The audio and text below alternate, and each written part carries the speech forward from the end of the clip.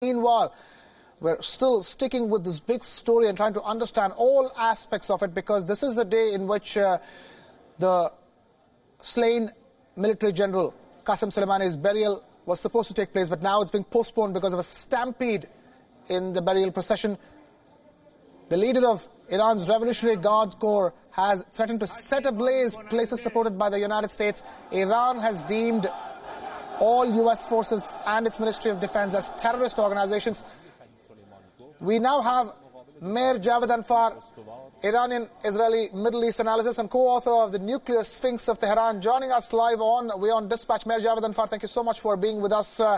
You see how things have played out. Iran coming out with its first official declaration, which sort of mirrors Donald Trump's declaration last year that any U.S. force is terrorists. And more importantly, we've seen the new head of the Quds Force being appointed. The Iranian Revolutionary Guard Corps leader openly saying that they will eliminate the U.S. from the region. How aggressive in reality is Iran at this point in time? Well, in terms of whether they will they'll launch an operation to avenge the killing of Qassem Soleimani, that is very likely, and any other country would do it as well, I think. Because they feel that the second most important person in terms of foreign policy issues in Iran has been eliminated, and this is a big deal.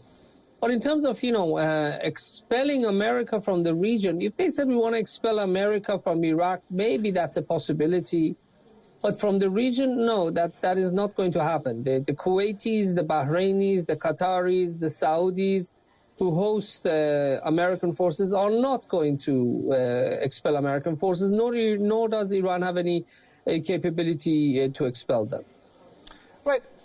But at the end of the day, there is a response that is expected from Iran, a possible military response at this point in time, despite all the de-escalation talk that is going on around this world. What could be that the military response be at this stage?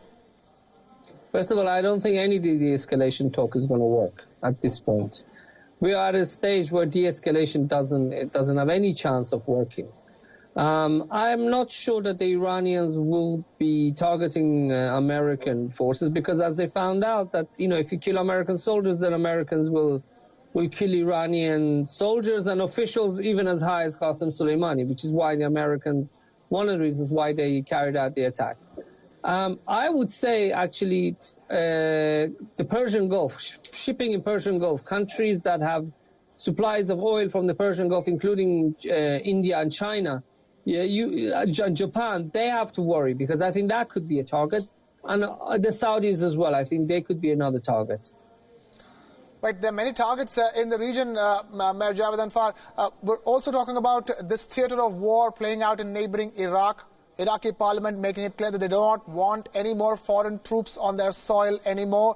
Then there was entire confusion around the memo that was released by the U.S. Defense Ministry in which it declared that it will be pulling out all its troops from Iraq. And then there's a complete damage control in which the U.S. said, no, nothing like that. We are sticking to current policy. We do have boots on the ground in Iraq, and we continue wanting it. But you have Germany already acting upon that Iraqi parliament resolution and pulling out some troops as part of the coalition. Yes, so first and foremost, that resolution is non-binding. It's not a binding resolution. It doesn't actually call for it cannot legally expel foreign forces. But it is an indication, yes, very strong indication that that's the direction the Iraqis want to move. Will it actually happen? We have to wait and see. It is possible that it will happen, but there are also other obstacles on the way. The Sunnis in Iraq don't want America to leave. The Kurds in Iraq don't want America to leave. They're not the majority. I think they constitute something like maybe 40%. The Shia constitute something like 60%. But, there is, let's say, a large minority in Iraq that wants the Americans to stay. More importantly, Iraq cannot fight ISIS alone. We saw it when the ISIS had control of Mosul.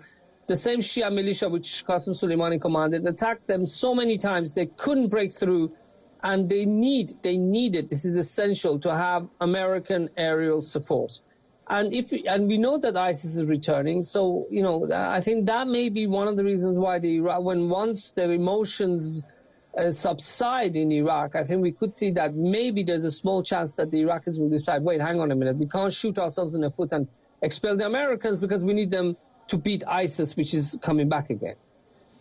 Mayor Javed Anfar joining us live from Tel Aviv with that perspective here on WION Dispatch. Thank you, Mayor, for taking time out to be with us. Thank you very much, sir.